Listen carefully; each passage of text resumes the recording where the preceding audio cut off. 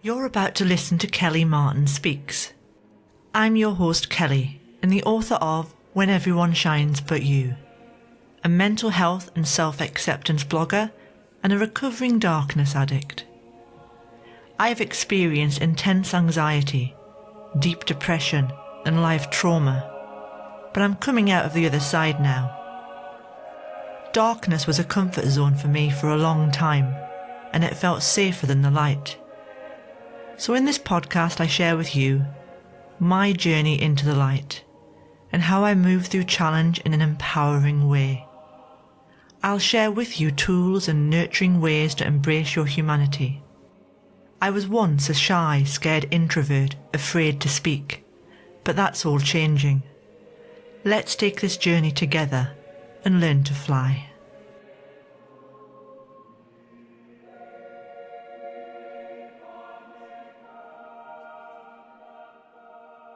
Hi there, welcome back to Kelly Martin Speaks. I'm your host Kelly Martin and this is episode 69.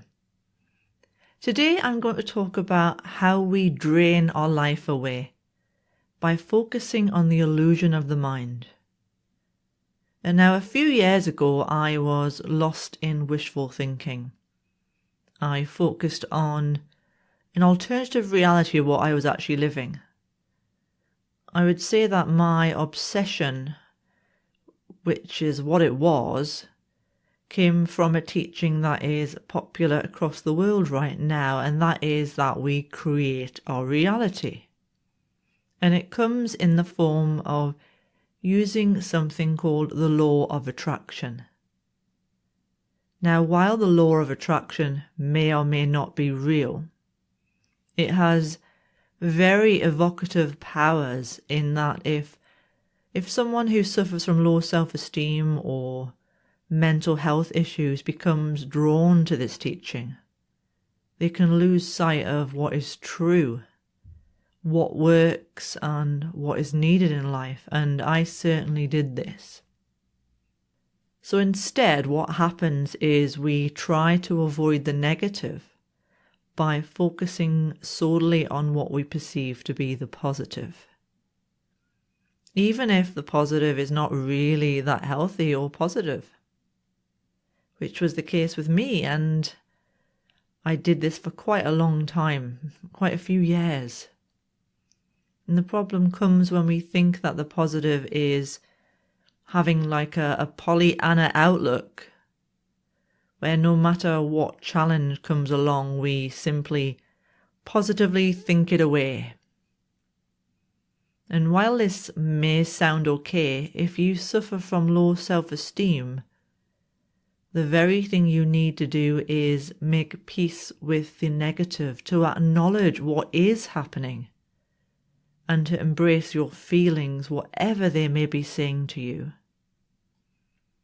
And when I was very addicted to focusing on the future, I was full of exhausting denial.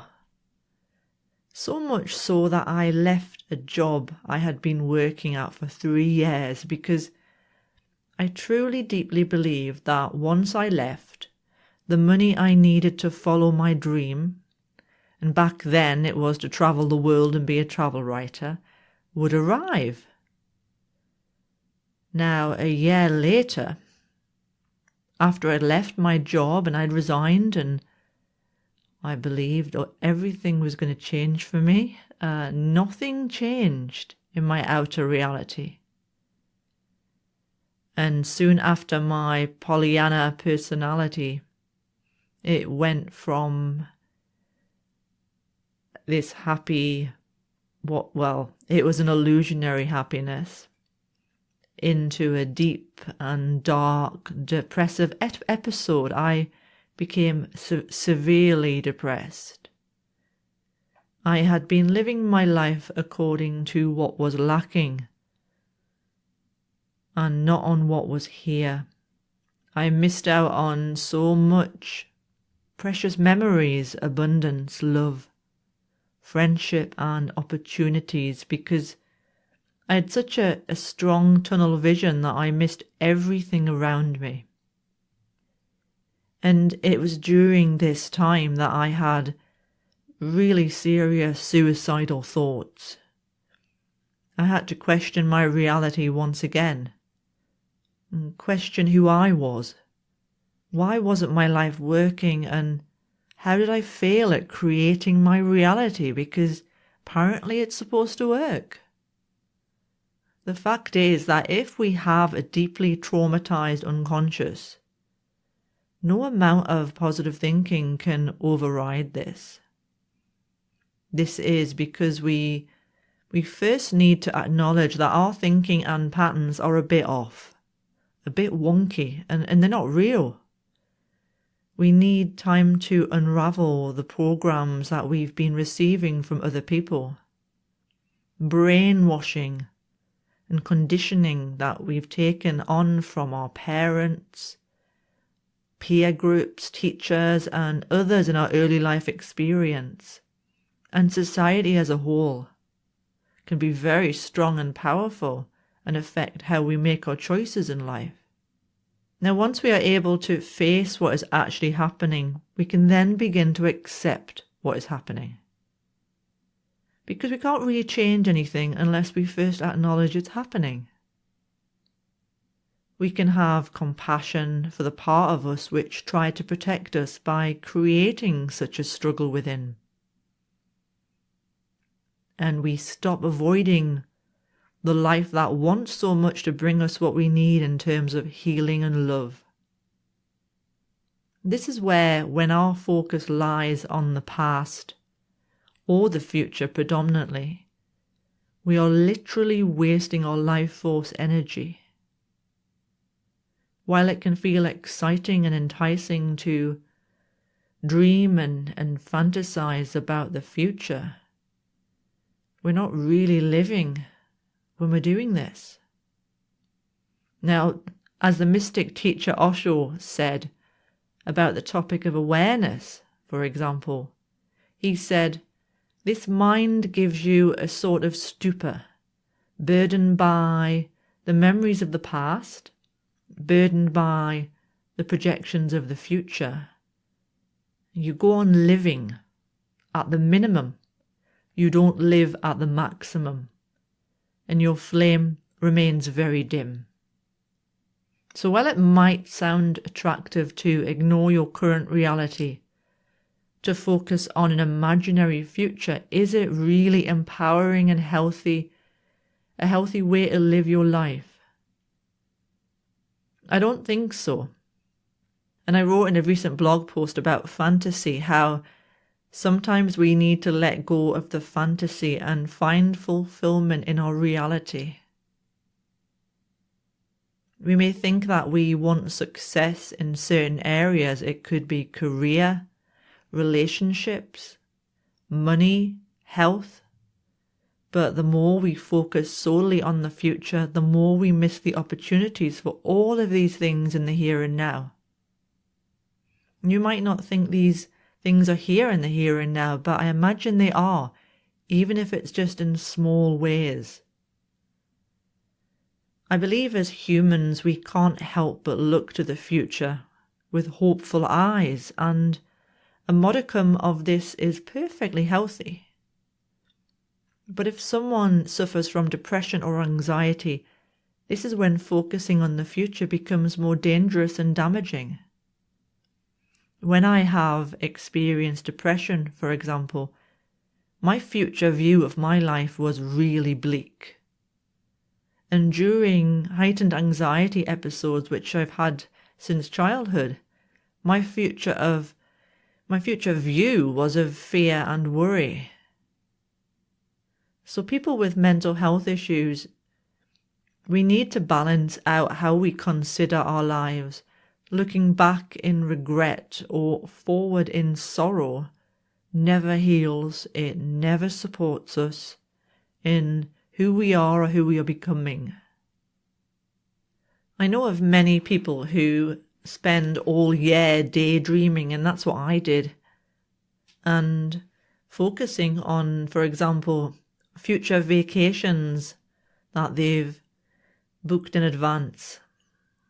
Not only do we as a species focus on the imaginary, but we spend a lot of time focusing on what is coming, what we've planned ahead in our goals or what we envision for our lives, our concrete goals that we've written down and put some time into.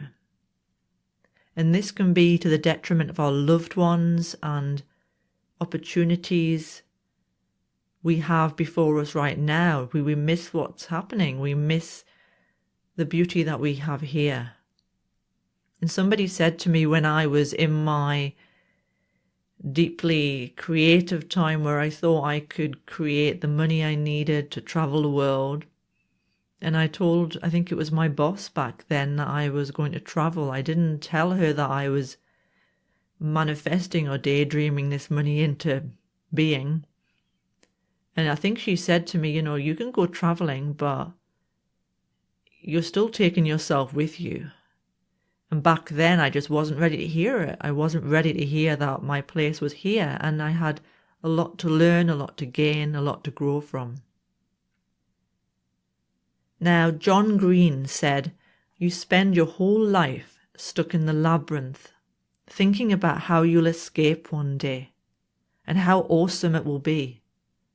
And imagining that future keeps you going, but you never do it. You just use the future to escape the present. And how many of us use the future to escape the present? I'm going to stay with my mother at Christmas again this year, and because my life is very unconventional, outside the box of how normal people live, in quotes, I am looking forward to my time in the more social world as someone who is pretty much on my own in terms of socializing most of the time. But what happens in the past, as I generally project onto the future time away I have with my mother, and I have in my mind this ideal of what I imagine it will be. I imagine this close relationship, I imagine these fun times we will have. But I know deep down, from experience, this is not what happens. But it's something in my mind that I cannot help but place the idea into this future. Instead of just accepting I am going away and then simply get back to what is here and now, I find myself daydreaming of illusions that haven't happened and probably won't happen either, because it's never happened, and it's my history with my mother. It's the best it can be, but I have this daydream of this perfect reality, and it just never happens. So I'm learning gradually to accept this and accept our relationship is not what I always dreamed it would be. It is the relationship it's meant to be. Now, the great thing about dropping the focus on the future or playing out the negative or positive of the past is that the illusion drops from our eyes. The illusion that perhaps blocked how we perceive our reality, and it falls away, and instead what is replaced is an awareness instead of an illusion. Instead of having an addiction to wanting, because the wanting is what we want more than the actual object of the wanting. We have an awareness of appreciation of what we do have, and we begin to see that those things we were desiring in the future would have been replaced with more desires and more desires, because the mind and the ego never wants completion or a sense of acceptance with what is. The mind actually thrives on imaginary fears, worries, and even positive hopes and dreams. Now, mental health issues like depression or anxiety can be caused by an obsession with the fearful future or a negative and fateful future based on possible trauma or challenge from our past. We may believe that because things did not work out well in the past, that the future will be the same. But here is where we lose every single time. We exhaust our now by not truly living. because the past, after all, which you've probably heard, is dead. The future does not exist, and imagine how much energy we are wasting trying to escape what is. And as one of my favourite authors, Byron Katie, often says, all I have is all I need, and all I need is all I have in this moment. So if you feel you are stuck in anxiety or depressive thoughts about your future, I highly recommend seeing a therapist, or if you're unable to, see a therapist locally. Read a book called The Mindful Way Through Depression by Mark G. Williams and other authors. This is not just for people who suffer from depression, but anxiety too, and any other mental health issue you may struggle with. I found it really valuable when I hit my darkest depression, when I was feeling suicidal. It was my first leap into mindfulness, and it's not just the stereotypical mindfulness. It was really worthwhile and valuable to learn how to become aware of my thoughts, my moods, my feelings, and there are really some useful tips in there and some great audio recordings that you can use in the comfort of your own home.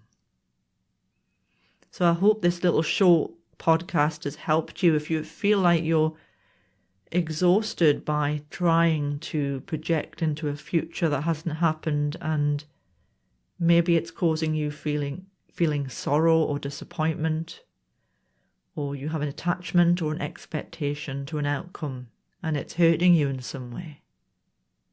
So thanks for listening to another episode of Kelly Martin Speaks. Now, if you have a question or a topic you are struggling with and you would like me to answer on an upcoming podcast, please get in touch. Your name will be absolutely confidential.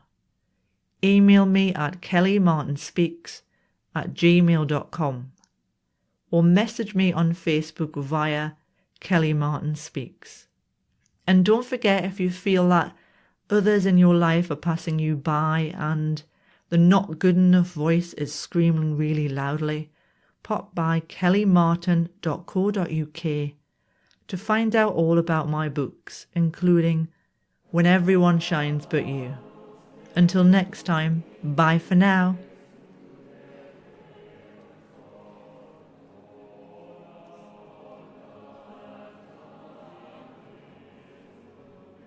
You've been listening to my podcast, Kelly Martin Speaks. I'd really appreciate your feedback. If you're listening on iTunes, please give me a review. It helps me be seen and heard by those that need it. You can also follow me on kellymartinspeaks.co.uk, where you can read my blogs, find out about my book series, and subscribe to my monthly newsletter.